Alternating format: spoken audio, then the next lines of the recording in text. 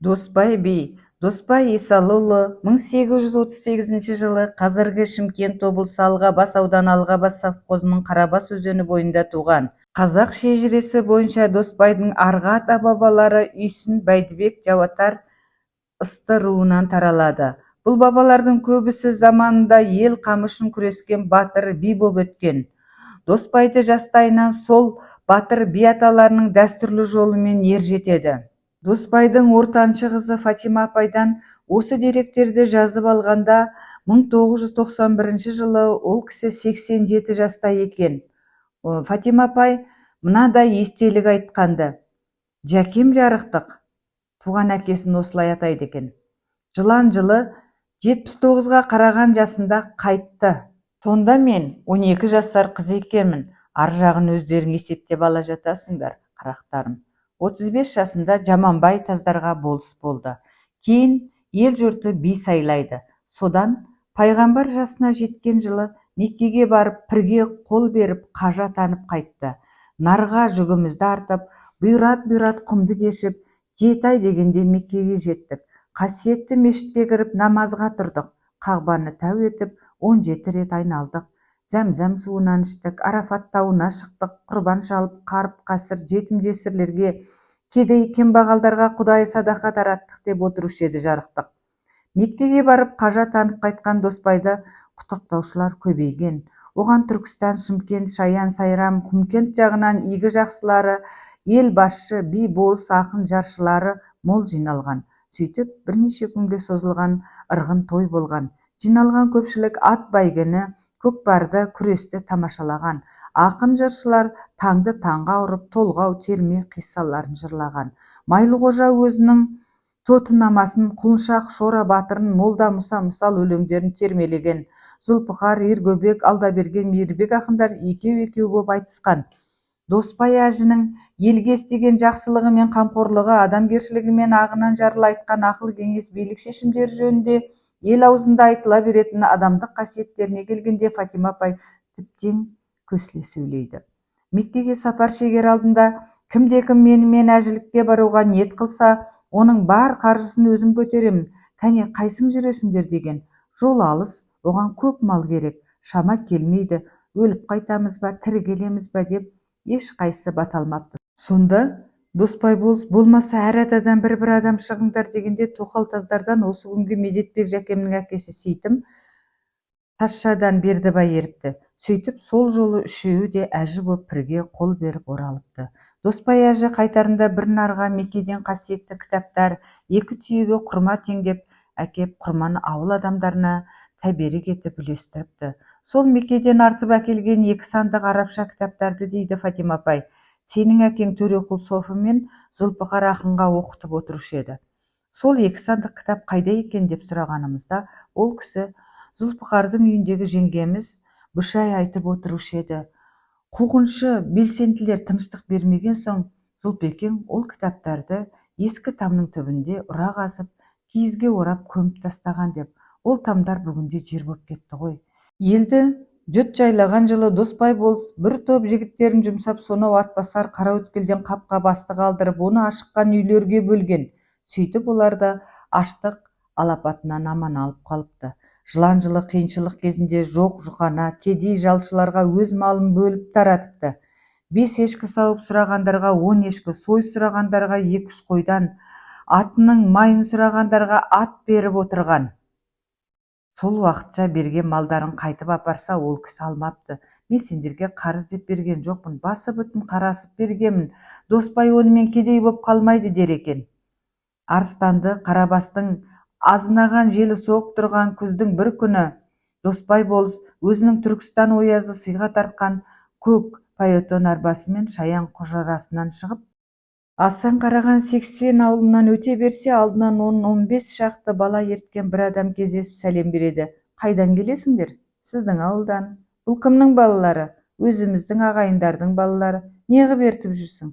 Сіздің молдаға оқуға апарып ем, молдаңыз үйге сыймайды, келесі күзде әкелерсің деп қайтарды. Сол да сөз бекен. Қане, балалар, арбаға мініңдер дейді болыс. Оның солай деуі мұң екен. Жаурап келе жатқан балалар көк арбаға жапа-тармағай жармасады. Арбаға сыймаған бірін ат айдаушының алдына, екеуін өзінің екі қолтығына, екеуін арбаға жегілген атқа мінгізіп, ауылға алып келеді. Келе сала өзінің келген кеткен меймандарға арнап тігіп қойған алтынмен аптап күмістен жасатқан 8 қанат екі үйінің біреуін жықтырып, мектеп үйге жалғастыра тіркеді. Екі үйдің ортасын қостырып жіберіп, киіз сырмақ төсетеді. Әлгі балаларды отырғызып молдасына: «Ал, молдеке», депті ол, «дәрісіңді жүргізе бер. Бір балаға айтқан сөзің 10 шәкіртке де, 100 шәкіртке де жетеді. Үй тарлық қылса, балаларға ас ауқат тапшы болса, маған айт, мал жетеді. Менің еш уақытта адам баласына таршылық жасамайтынымды өзіңіз білесіз». Доспай ауылына оқуға барған балалар қайтып келіпті деген сөзді бұдан былай естпейін. «Жаздың бір күні», деп әңгімесін жалғай түсті Фатима апай. «Жәкең жарықтық, ауыл-аймақты көрші 80, Байқараған, Талша, Сүгетай ауылдарының бәрін шақыртты. Түркістан, Шаян, Бабатадағы молда, ишан, суфыларды, ақын жыршыларды ат жібертіп алдырды. Ел жиналып болған соң өзі: «Ал ағайын, жұртшылық», деп сөзін бастады. «Өз жасым болса, пайғамбар жасынан астым. Елім үшін азды көпті қызмет еттім. Сөге жамандамассыздар. Енді болыстық билікті балам Пірназарға тапсыруды ұйғарып отырмын. Бұған қалай қарайсыздар? Осы тілегімді мақұлдайды ғой», деп өздеріңмен ақылдасу еді. Көпшілік не десін? «О, не дегеніңіз, биеке, жөн сөз, тілегіңіз орынды», деп бәрі пәтуаласып, Пірназарды болыс етті. Бұл кезде Пірназар көкем 25 жастағы жалындап тұрған кез еді. Сол жылы Шымкенттегі орысша школды тамамдап, ол жақтан писар боп қайтқанды. Одан бұрын Пірназар Зұлпықар сенің әкең бәрі Шаяндағы Қарнақтағы медресені бітірген еді. 19 жасымда ұзатылыппын деді де Фатима жан-жағына қарады. Бірді айтып бірге кете беремін, бәрі қартайғандықтың белгісі ғой шырағым. Айта беріңіз, бәрі дұрыс, рет-ретімен келе жатыр, деп ол кісіні демеп қойдым. Мынау теріскейдегі Қозмалдақ сызған елінің бие Бегалы аталарың біздің Жәкеммен үзеңгілес замандас еді. Екі би Түркістан шаһарындағы бір тойда кездесіп, бесік кертпе құда болысыпты. Бірер жыл өткен соң Доспайдың құлтайынан мен, Бегалының күләйімінен біздің үйдің отағасы Әділхан туыпты. Не керек, содан кәмелетке жеттік. Той қылып екеумізді некелеп қосты, балалы шағалы болдық.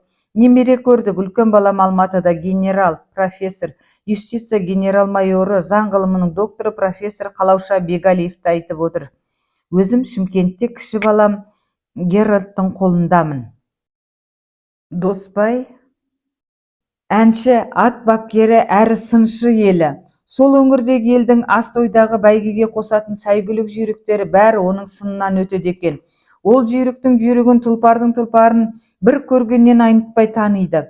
Доспай сынынан өткен ат үнемі бәйгеден озып отырған. Ел былай аңыз етеді: Доспай өзінің Пірназар, Құлназар деген екі баласын үйлендіріп үлкен той жасайды. Осы тойдың бәйге жарысына қайсы атты қосамыз дегенде Доспай өзінің үйір-үйір жылқыларын аралап жүріп, құнан жарысқа тәуекел деп анау тұрған көк құнанды қосыңдар, бесті бәйгеге анау жүрген қызыл айғырды ұстаңдар деген. Шаян деген бас жылқышысы құрық салып, көк құнан мен қызыл айғырды ұстап, суытып, жемдеп баптайды. Көк құнанды тәуекел қызыл бестіні тарта шап деп атап, әбден мейіздей қатырып бәйгеге қосады. Тәуекелге Махат, тарта шапқа Тұрлыбек деген балаларын мінгізіп, сонау шартақтан жүздеген атты қоя бергізеді. Доспай сыншының болжамы дәл шығып, сол жолы тәуекелі мен тарта шабы қатарынан бәйгенің алдымен озып келеді. Сол Досекеңнің ауыл жігіттеріне ат бапкерлігіне, жүйрік ат, оны қалай суыту, жемдеп күту жөнінде ер-тоқым, қайыс, әбзел хақында айтқан аталы ақылды сөздері ел арасында әлі күнге дейін айтылады. Екі тізгін жоқ болса, ат басына адам бұра алмас. Екі тартпа жоқ болса, ат үстінде ер тұра алмас. Құйысқан айыл жоқ болса, ер мойынға кете алмас. Екі үзеңгі бар болса, атқа адам міне алмас.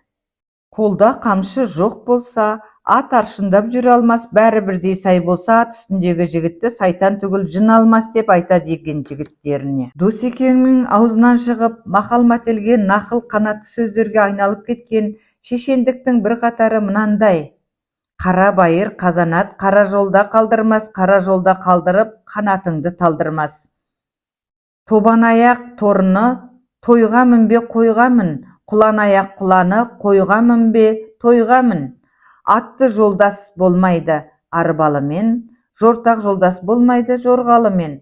Жапалақты сипағанмен сұңқар болмас, жабыға жалпош жапқанмен тұлпар болмас. Біз Досбай бидің тек ат бапкерлігі, сыншылдығына қатысты сөздерін атап отырмыз. Оның бұдан басқа да шешендік, тілмәр сөздері, әсіресе өмірі, дастарханы жиылмаған, үйінен қонақ үзілмеген сақы, мәрттігі, кедей жалшы мүсәпірлерге көрсеткен адамгершілік, қайырымдылығы ел арасындағы аңызға айналып кеткен. Досбай әжі өсіп өнген үрім-бұтақты аталарының бірі. Оның Торғын, Ұлшабай, Құлтай, Маржан деген жұбайларынан Пірназар, Құлназар, Тәшен, Төлеген атты 4 ұл, Зілиха, Бибісара, Бибіхан, Ұрлыхан, Фатима, Құлзада атты 6 қыз туған. Бұлардан өрбіген балашаға бүгінде ержеткен ел ағасы, ел анасы болған көпшілігі Алғабас ауданында, Түркістан, Шымкент, Алматы қалаларында еңбек етеді. Тыңдағандарыңызға рахмет. Лүпіл басып қолдап отырыңыздар.